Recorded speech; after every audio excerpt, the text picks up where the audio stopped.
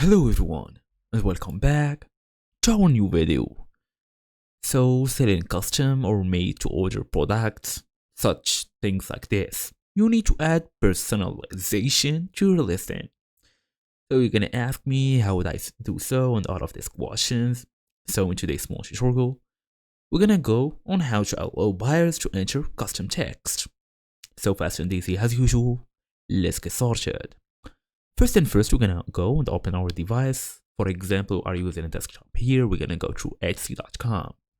We're gonna tap on the link all the way to login using our email address and password to access this small dashboard.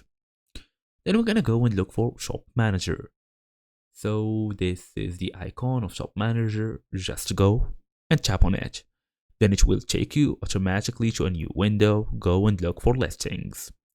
Open your listing, then scroll all the way to Personalization section. Then toggle it on. Then add instructions for buyers. Example, enter name here. Set character limits if needed, then save your listing. So you're gonna ask me again why it's so important. It's required for custom items, it reduces order mistakes, and it protects you from disputes. As like a small pro tip, be very clear in your instructions to avoid incorrect custom orders.